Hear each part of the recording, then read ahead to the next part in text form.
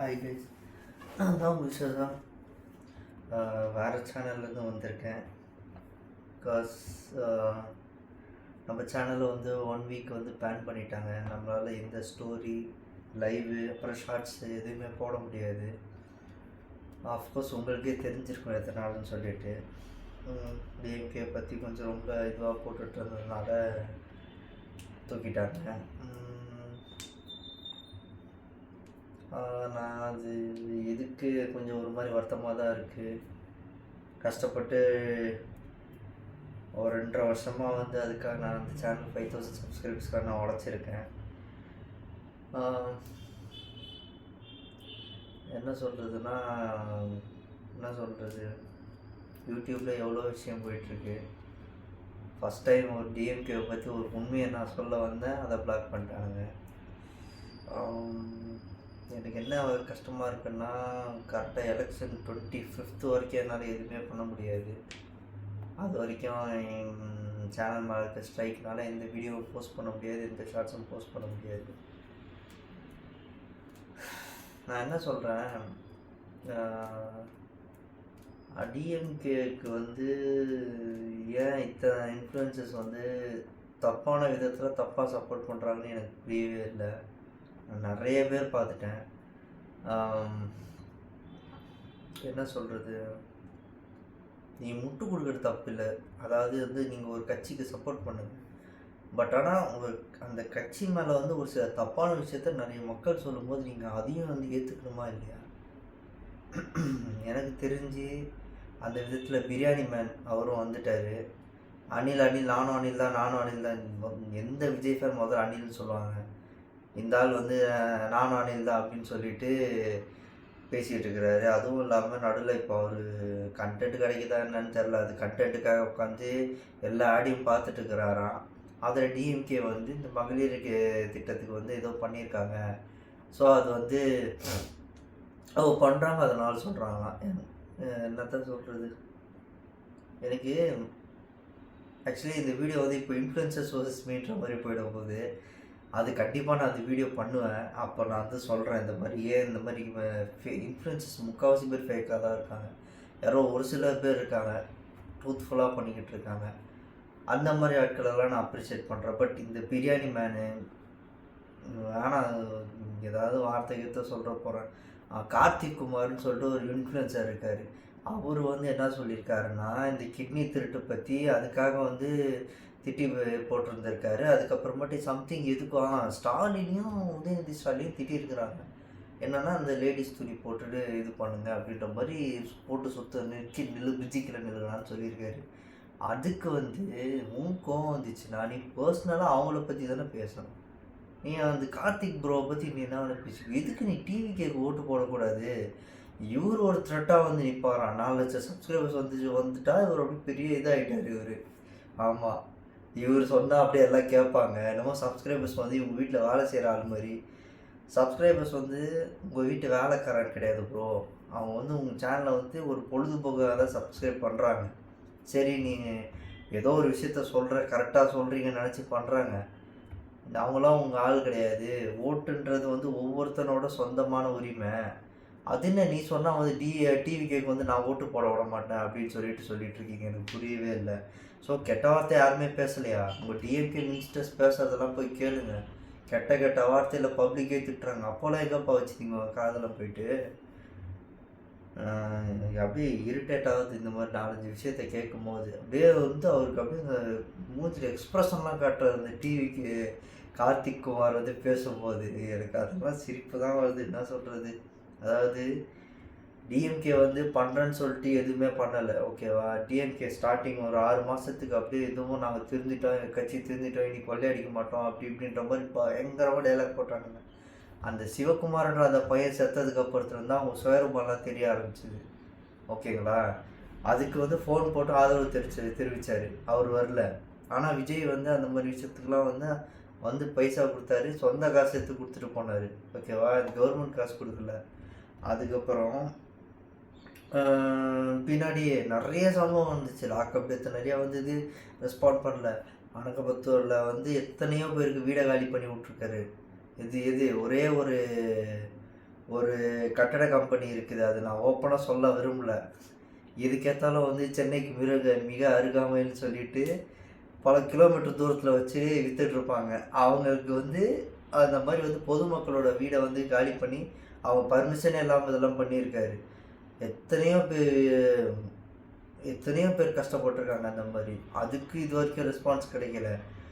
Next எத்தனையோ மனுலாம் ரத்து செய்யப்பட்டு எத்தனையோ பேர் வந்து அது இது பண்ண வந்து எல்லாரையும் வந்து மதிக்காமல் விட்டுருக்குறாங்க.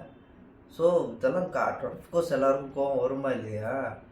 நான் வந்து கேட்டால் போனோம் ஸ்டார்டிங் சொல்லணும், அப்படியே ஆட்சிக்கு வர்றதுக்கு வந்த உடனே அந்த ஏதோ ஒரு இதுக்காக ஒரு சின்ன பையன் வந்து சைக்கிள் வந்து வாங்குற காசை வந்து எடுத்து போட்டு கொடுத்துருக்கான்னு சொன்னோடனே அவங்க சைக்கிள்லாம் போட்டு கொடுத்துப்பா நம்மளாம் ஏமாந்தான் பாரு வெயிட்டா. அப்படியே ஐயோ திருந்திட்டானுங்கடா, ஐயோ நல்ல கட்சி வந்துருச்சு திருந்திட்டானுங்க அப்படிலாம் நினச்சோம் நம்ம முதல் 6 மாதம்.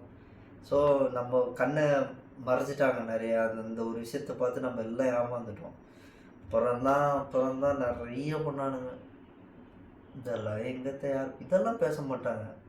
நம்ம ரோஸ்ட் பிரதர்ஸ்லாம் இருக்காங்கல்ல, அவங்க என்ன சொன்னாங்க தெரியுமா? நாங்கள் வந்து டிஎம்கேக்கெலாம் சப்போர்ட்லாம் பண்ணல, நாங்கள் வந்து இது ஜெண்டர் நடக்கிறதா சொல்கிறோன்னு சொல்லிட்டு இப்போ என்னப்பா பண்ணுறீங்க? பயங்கரமாக முட்டு தான் கொடுக்குறீங்க.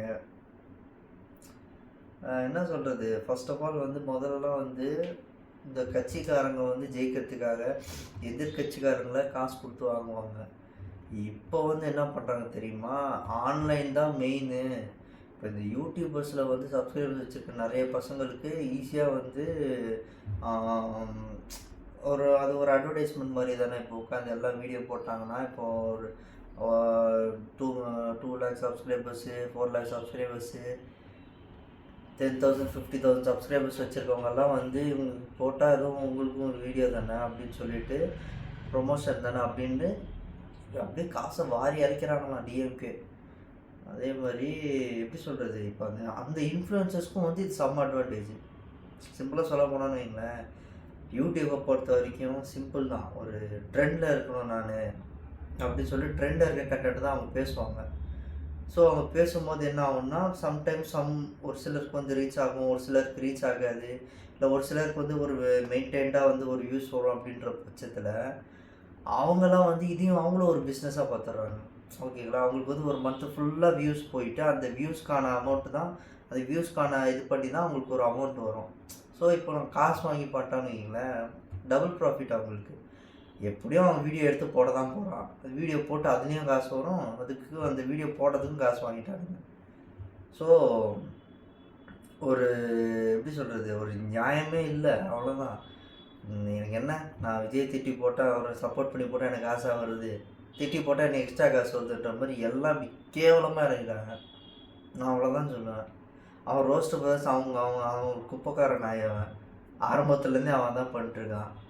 அவனை விட்டுருங்க. இப்போ பிரியாணி மேன் இந்த மாதிரி நிறைய பேர் கிளம்பி வந்துட்டானுங்க. ஸோ என்ன சொல்கிறதுன்னு தெரில.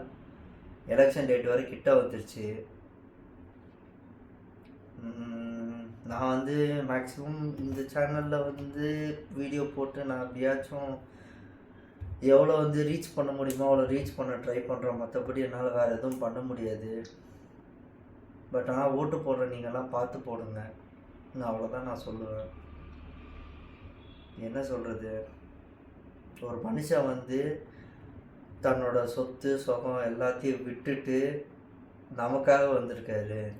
தேவையே இல்லை. ஆக்சுவலாக சிம்பிளாக சொல்ல போனால் இப்போ கூட சொல்ல எலெக்ஷன் கிட்ட வர டைமில் சொல்கிறேன், அந்த இடத்துல நான் வந்து எப்படி சொல்கிறது, நான் இல்லை வேறு யாராவது இருந்திருந்தால் கூட இந்த ஸ்டெப்பு வந்து எடுக்கிறதுக்கு சத்தியமாக யோசிச்சிருப்பாங்க.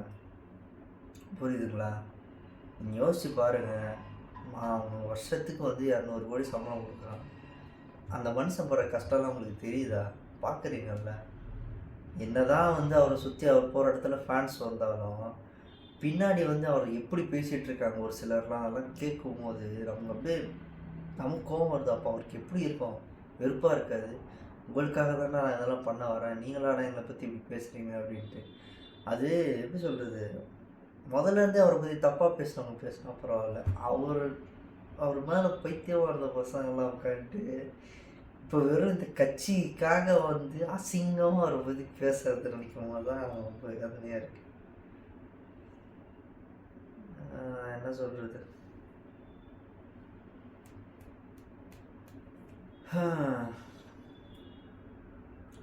நானும் எப்படி சொல்கிறது, அவர் ஸ்டார்டிங்கில் தான் அப்படி பயங்கரமாலாம் டெய்லியெலாம் நான் வந்து டிவிக்காக நான் வீடியோ போடலாம். என்னை விட நிறைய பேர் அதெல்லாம் பண்ணியிருக்காங்க. ஸோ ஆடியன்ஸ் அதையும் பாருங்கள். நிறைய பேர் நிறைய விஷயத்த சொல்லியிருக்காங்க டிஎம்கேவை பற்றி. அதாவது இப்போ நானும் வந்து உங்களை மாதிரி தான், கையில் ஃபோன் இருக்குது, நான் ஃபோனில் தான் பார்க்குறேன் எல்லாமே. எனக்கும் ஃபோனில் தான் தெரியுது, உங்கள் கையிலையும் ஃபோன் இருக்குது, இன்டர்நெட் இருக்குது. தயவு செஞ்சு இப்போ நான் சொன்னேன், இன்னொருத்தர் சொன்னன்றதை விட நாங்கள் சொன்னதெல்லாம் வச்சு யோசித்து பாருங்கள் யாருக்கு ஓட்டு போடணுன்றத. ஓட்டு வந்து சாதாரண விஷயம் கிடையாது. அதாவது இப்போ நீங்கள் போட போகிற ஓட்டு வந்து இந்த 5 வருஷம் கிடையாது, அடுத்த ஜென்ரேஷனே மாறும். அவர் அதுக்கு தான் வழி காட்டுறேன்னு சொல்லியிருக்காரு. எனக்கு தெரிஞ்சு மீதி யாருமே வந்து அடுத்த ஜென்ரேஷனுக்கு வழி நாங்கள் இது பண்ணுறோம் அப்படின்னு சொல்லவே கிடையாது, யாருமே சொல்லலை. சிம்பிளாக சொல்கிறேன், ஒன்றும் இல்லை. இப்போது எஜுகேஷன் சிஸ்டம் மாறணும், அது மட்டும் நான் வந்து ஸ்ட்ராங்காக சொல்லிக்கிறேன். இங்கே உங்களுக்கே தெரியும் எத்தனை மினிஸ்டர்ஸ் கையில் காலேஜ் இருக்குது, அதனால் எவ்வளோ ஃபீஸ் வாங்குறாங்கன்னு உங்களுக்கு நல்லா தெரியும். அவர் மேக்ஸிமம் அதெல்லாம் வந்து அந்த மாதிரி இல்லாமல் எல்லாருமே வந்து படிக்கணும் அப்படின்னு இருந்தாலே நிறைய ப்ராப்ளம்ஸ் இங்கே சால்வ் ஆகும் எனக்கு தெரிஞ்சு. அது இல்லாமல் அவர் நிறைய பண்ணுறேன்னு சொல்லியிருக்காரு. ஸோ அவர் செய்கிறேன்னு சொன்னதையே வந்து நிறைய கட்சிகள் வந்து எதிர்த்தாங்க. அதெல்லாம் நான் தனித்தனியாக ஒரு கட்சிக்கும் நான் வரேன், ஒரு வீடியோவாக வரேன். கூடிய சீக்கிரம் டிஎம்கே பற்றி மட்டுமே நான் இன்னொரு வீடியோ ஃபுல்லாக பேசுகிறேன். இப்போதைக்கு வந்து கொஞ்சம் மிக்ஸ்டாக தான் பேசியிருப்பேன். ஏன்னா எப்படி சொல்கிறது, மைண்டு ஃபுல்லாக காம்பேக்டடாக இருக்குது. என்னால் எப்படி சொல்கிறது, நான் பிளான் பண்ணி வச்சுருந்ததெல்லாம் என் சேனலில் பிளாக் பண்ணி என்னை ஒரு மாதிரி பண்ணிட்டாங்க. அதனால் இதுக்கு என்ன பேசுகிறதுன்னும் தெரியல. நிறைய இருக்குது டிஎம்கே பண்ண அட்டூழியம். அதை வந்து மீடியா பீப்புள்ஸ்லேருந்து சில இன்ஃப்ளூயன்சர்ஸ் கவர் பண்ணுறது. ஒன்றும் இல்லை கைஸ், நான் சிம்பிளாக சொல்கிறேன். இப்போ அந்த ஒரு பையனை வந்து நெஞ்சிலலாம் ட்ரில் பண்ணி கொண்டானுங்கள்ல, எவ்வளோ ப்ரூட்டலாக கொலை பண்ணாங்க தெரியுமா அந்த பையனை. அது எந்த மீடியா வச்சு கவர் பண்ணிச்சா, எனக்கு அதுதான் புரியல. எந்த மீடியாவும் கவர் பண்ணல, அதை யாருமே அதை பற்றி பேசலை. கேட்டால் வந்து ஏதோ ஒரு ஃப்ரெண்ட்ஸுக்குள்ளே அடிச்சு செத்து போயிட்டாங்கன்னு சொல்கிறாங்க. அது ஆக்சுவலி நிறைய ஆடியன்ஸ் ரிவீல் பண்ணாங்க, அந்த மாதிரிலாம் இல்லை, அந்த மாதிரிலாம் கிடையாது, இதை வந்து ஒரு சார்பாற்ற கட்சிக்காரங்க தான் பண்ணாங்க, அதை மாதிரி ப்ரூட்டாக கொலை பண்ணியிருக்காங்க அப்படின்னு சொல்லியிருக்காங்க. ப்ரூவ் பண்ண முடியல, அவ்வளோதான். புரியல. அதாவது நான் டிஎம்கேவை எதுக்காக தெரியுமா வந்து தப்பான கட்சி நான் சொல்கிறேன். கட்சினாலே வந்து 100% வந்து எந்த கட்சியுமே வந்து ரொம்ப ப்ராப்பராக இருக்காது. ஏதாச்சும் இருக்கும், யாராவது ஒருத்தர் இருப்பானுங்க, அவனுக்கு வந்து எப்படி சொல்கிறது, ஒரு சில ஆட்களை வந்து அடியாள் உள்ளே வச்சு தான் வேலை செய்வாங்க, எல்லாம் இருக்கும். பட் இருந்தாலுமே ஒருத்தர் தப்புன்னு சொன்னால் அந்த தப்பை வந்து எடுத்துக்கணும், ப்ரூவ் பண்ணணும். நான் இல்லை அவன் ரவுடிசம் தான் பண்ணுவான், என் கட்சிக்காரன் தான் ரவுடிசம் பண்ணுவான், அதெல்லாம் நீ கேட்கக்கூடாதுன்னு சொல்லிட்டு நீ சும்மா இருக்கக்கூடாது. இப்போ கஞ்சா பிஸ்னஸ், கஞ்சா அப்புறம் இதெல்லாம் வந்து உங்கள் கட்சியில் தான் போகுது அப்படின்னு வந்து எல்லாம் சொன்னாங்கன்னா அதுக்கு நீ ஸ்டெப் எடு. ஏன் ஸ்டாப் பண்ண ட்ரை பண்ண மாட்டேன்ற, அதுதானே நான் கேட்குறேன். ஏன் அப்போ பிரேமலதா வந்து சொல்ல பாலியல் வன்கொடுமைன்னா ஈஸியா? உங்களுக்கு என்ன மேடம், நீங்கள் வந்து அசால்ட்டாக சொல்லிடுவீங்க. உங்களுக்கு ஸ்டேஜில் வரும்போது ப்ரொடெக்ஷன் கொடுத்தாங்களாமா. அப்போ ஸ்டேஜ்லேயே வந்து ஸ்டேஜில் கூட ப்ரொடெக்ஷன் இல்லைன்னா அப்போ அது எவ்வளோ பட்டமான கட்சி ஆயிரும் பாருங்க. ஸ்டேஜில் மட்டும்தான் நமக்கு ப்ரொடெக்ஷன் கொடுக்குறாங்க. இங்கே வந்து பாருங்கள், ஊர் சைடில் எல்லாம் வந்து அவசரத்துக்கு ஒதுங்குற டைமில் போய் ஒரு பொண்ணை கொலை பண்ணியிருக்கிறானுங்க. இதெல்லாம் எங்கே போய் சொல்கிறது சொல்லுங்கள். கொடுமை, அதெல்லாம் செம்ம கொடுமை. அதெல்லாம் அந்த மாதிரி இதுக்கு ஒரு ஒரு ஒரு லேடியான நீங்கள் போயிட்டு அவங்களுக்கு சப்போர்ட் பண்ணுறீங்க. அதுவும் இல்லாமல் வந்து லாலிபாப் சாப்பிட்றது, இதெல்லாம் நான் என்ன சொல்கிறது. அதான் ஒரு இது இல்லை ஆக்சுவலி சொல்ல போனால். இப்போது அது ஒரு மனுஷனுக்கு அகேன்ஸ்டாக இத்தனை பேர் நிற்கிறாங்க. நானே ஆக்சுவலி இப்போ தான் எனக்கே தெரியுது, எப்படி சொல்கிறது, இப்போ இது விஜயகாந்த் அவங்க சைடு பார்ட்டி நிற்காதான் எனக்கு தெரியும். பட் இந்த ஏடிஎம்கே சைட்லேயே ஒரு 4-5 கூட்டணி இருக்குது. எனக்கு அது இப்போ தான் தெரியுது. ஸோ என்னமோ என்ன நடக்க போகுதுலாம் எனக்கு தெரியல.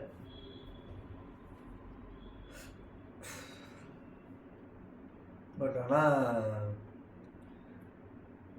தயவு செஞ்சு இந்த டிஎம்கே மட்டும் ஜெயிக்க வச்சிடாதீங்க, அவ்வளோதான் நான் ஸ்ட்ராங்காக சொல்கிறேன். திராவிட மாடல் 2.1 சொல்லிட்டு என்னமோ சொல்கிறாங்க, அதெல்லாம் தயவு செஞ்சு ஒன்றே தாங்க முடியல. சீரியஸாக ஒன்றே முடியல. 2.0க்கெல்லாம் இங்கெல்லாம் சக்தி கிடையாது. ஆமாம், அதுவும் இல்லாமல் பார்த்து ஓட்டு போடுங்க, அவ்வளோதான்.